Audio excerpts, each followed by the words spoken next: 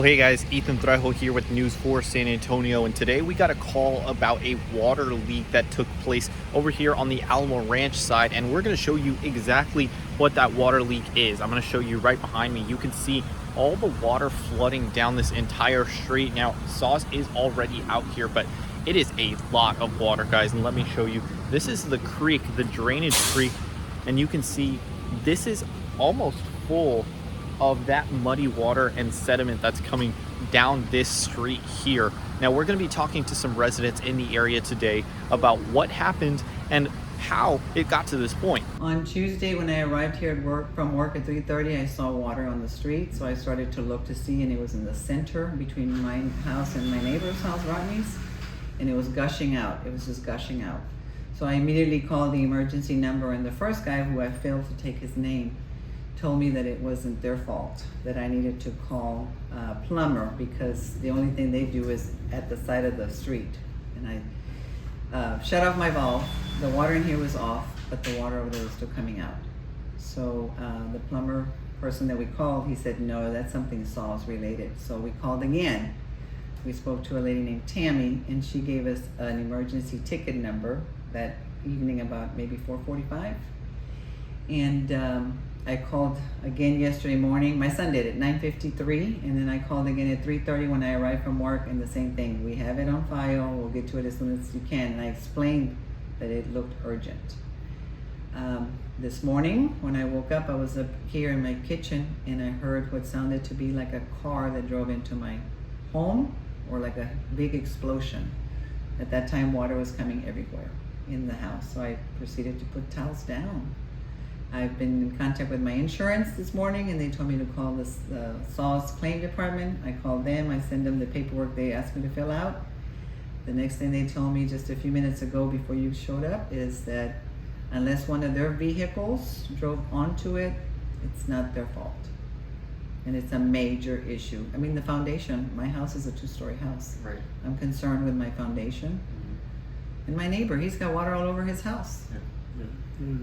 Inside the house is flooded, and the insurance is also like saying it's not covered. Okay. In the backyard is all the landscaping's destroyed and everything. So we're out. SAWS essentially told you there was nothing they could do, and there's nothing they can do now other than fix what's happening right now. Right. And did they give you guys a timeline on when this could be fixed? No. No. The gentlemen that have been out there outside have been telling us that it's going to be a long type of job. But they don't know how it's going to begin. First, they got to clear it out to be able to see. And I explained to them and the lady that called me from the claims department, Sylvia Cadena, that it was an urgent issue on Tuesday when I called at 4:30, and I expressed it yesterday as well. And now we're at this position. Even their own people are saying this should have been looked at immediately. I said I tried. I even sent them emails yesterday with pictures of the small situation. How frustrating is that for you guys? It's very frustrating because, you know, I've taken the time to call them and let them know the situation at hand. It's not just a little leak, it's a major leak. And for them to say, well, you're on the list, you know, and I understand that there's different jobs and they only have limited people, but the thing is, this was expressed to them as an emergency. This could have been dangerous because this morning it sounded like an explosion, and I immediately called them because it's right there by where their windows are, you know, and I couldn't get them to answer the phone. I called my other neighbor and I said, you need to go over there, because I couldn't even cross over there. It was like a lake in here. Okay. Implement some sort of response team that answers and comes out to look at an issue when we are calling it as an emergency. And also when their emergency line number people are talking to us and they tell us this is an emergency, why don't they immediately look into it? I mean, it's an emergency. It wasn't shutting off at my valve, so obviously I've had no control of trying to get that to stop.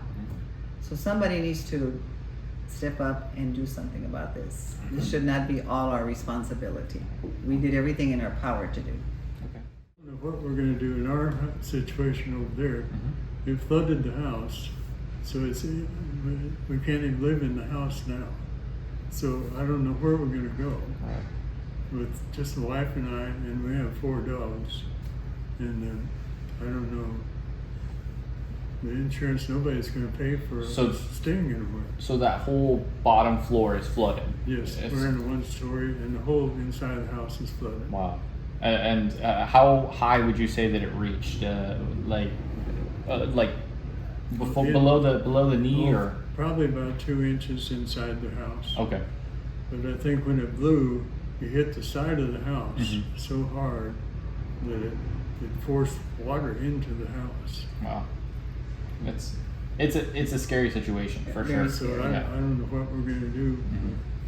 We just have to get somebody out there to see if we can get the water out of the house so that we can figure out what to do from Okay. there. And they haven't given you guys any sort of relocation or anything like that, like any No. information. No help at all. Okay. In my opinion, we spend so much money in homeowners insurance, and then for them to tell us that something like this is not going to be covered. Yes. Why do we spend thousands of dollars? Right. What's the purpose? Yes, we had the same thing that the homeowners insurance said they can't cover it. No, nothing.